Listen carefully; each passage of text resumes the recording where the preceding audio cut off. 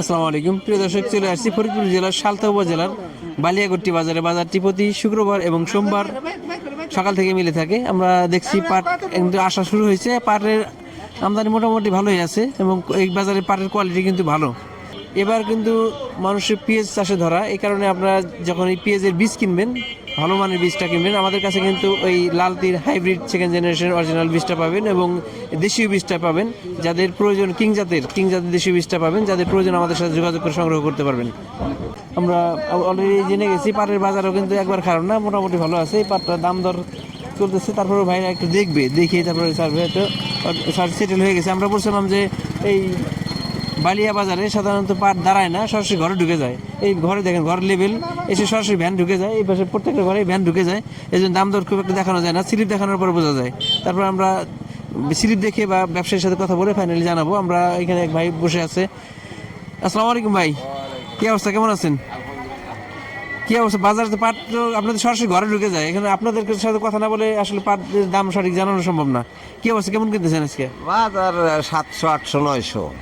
700, 800, 900। হ্যাঁ, আমদানি কেমন? আমদানি মোটামুটি। পেঁয়াজ বিক্রি করতেছে সবাই, পাটটা আমদানি একটু কম। কৃষকের কাছে দুটো অপশন আছে, যে যেটা দাম বাড়বে ওইটা বিক্রি করবে। কৃষকের কাছে অপশন যে পেঁয়াজটা বেচতেই হবে, আর পাটটা কিছুদিন ঘরে থাকলে সমস্যা নাই, ওরা সুযোগ মতো বেচবে। আবার কৃষকের চাহিদা মতো দামও পাইতেছে না। চারের নিচে যখন বাজার আসছে, সব কৃষকে একটু হিমশিম খাইতেছে, খরচ বেশি, কৃষকের দাম বেশি। এই জন্য একটু সমস্যা হয়ে দাঁড়িয়েছে। পাটের উৎপাদন কিন্তু মোটামুটি ভালো, কিন্তু সেই অনুযায়ী বাজারে আমদানি দেখতেছি না। আমরা কয়েকটা বাজারে ঘুরছি, পাটের কিন্তু আমদানি নাই। বাজারে আমদানি এক একটা কৃষক, মনে করেন 100 পাট চুক্তি নেয় 600 টাকা, 650 টাকা। একটা কিষেন 1000, 1100, 1200 পর্যন্ত আছে। ধোয়ায় ধোয়া ন ধোয়ায় আর যেটা যখন কাটছে তখন তখন তো 800, 900, 800, 900 এরকম কাটছে। আর বোনা পরিচর্যা তো বাদ দিলাম। আর এগুলো টোটাল হিসেব করলে এখন দেখা যাইতেছে কৃষক লসে আছে, পাটের দিক দিয়ে লসে আছে। যার কারণে কৃষক হিমশিম খাইতেছে বিক্রি করার জন্য, যে এই দামে পাট বেচলে লস হয়ে যায়, বুঝছেন?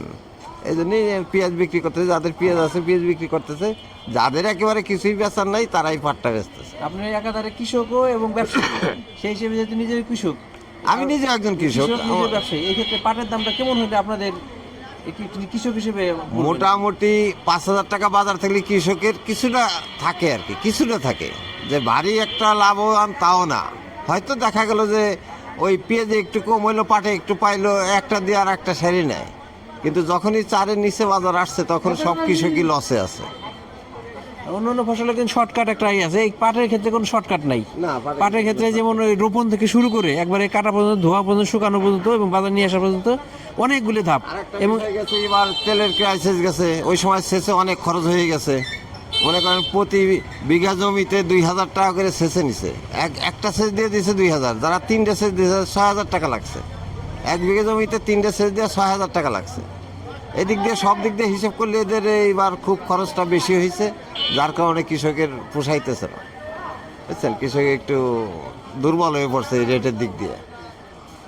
ভাই কিন্তু একজন ব্যবসায়ী, সে ব্যবসায়ী সবসময় চায় কম দামে কেনার জন্য। কিন্তু ভাইয়ের কাছে আমরা জানলাম যে ভাই যদি নিজে কিছু চাষাবাদ করে, এই কারণে ভাইয়ের কাছে জানলাম যে কমপক্ষে 5000 টাকা নিচে আসলে কৃষকের কিছু থাকে না, হয়তো লাভ থাকলেও সামান্য লাভ থাকবে।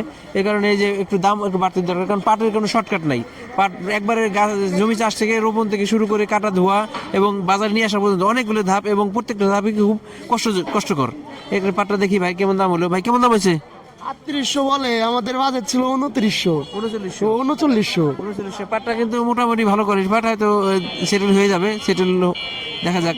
আব্দুল মালিক ভাই এরা সাধারণত দাম দর করে না, ভালো কোয়ালিটি পাট ভালো দাম দেয় এবং মান অনুযায়ী দাম। আজকে আমরা ভাইয়ের সাথে কথা বলছি, তারপরে মালিক ভাইয়ের মাধ্যমে একটু জানবো কেমন অবস্থা। আসসালামু আলাইকুম, কি অবস্থা?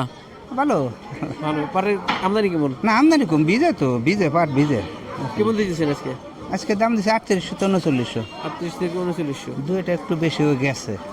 আর একটু ভালো কোয়ালিটি পাট হলে, শুকনা হলে আর একটু বেশি হয়ে গেছে। 3900 বেশিও আছে যদি ভালো কোয়ালিটি হয়ে থাকে। 4000 পর্যন্ত গেছে। 4000 গেছে, যাক আলহামদুলিল্লাহ। এখন এই যে পাটের দাম কিন্তু যাই মোটামুটি, বা এবার ফলন মোটামুটি ভালো হয়েছে, কিন্তু আমদানি নাই কেন বাজারে? এই বৃষ্টি রোদ নাই তো, ওদের খারাপ জন্য কোনো শুকার পারতেছে না। নাহলে আমদানি হইতো, দাম যাই হোক আমদানি হইতো, কিন্তু শুকার পারতেছে না, আনবে কেমন আটে মানুষ।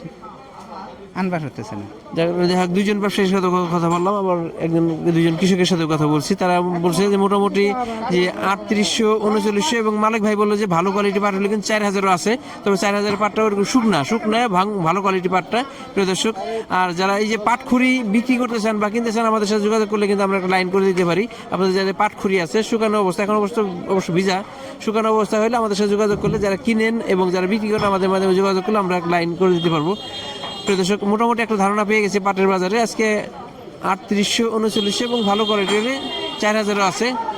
এই হলো পাটের সর্বশেষ আপডেট। যারা নতুন দেখছেন তারা চ্যানেলটিকে সাবস্ক্রাইব করে রাখবেন, তাহলে নিয়মিত আপডেট সবার আগে পেয়ে যাবেন। ধন্যবাদ সবাইকে, আসসালামু আলাইকুম।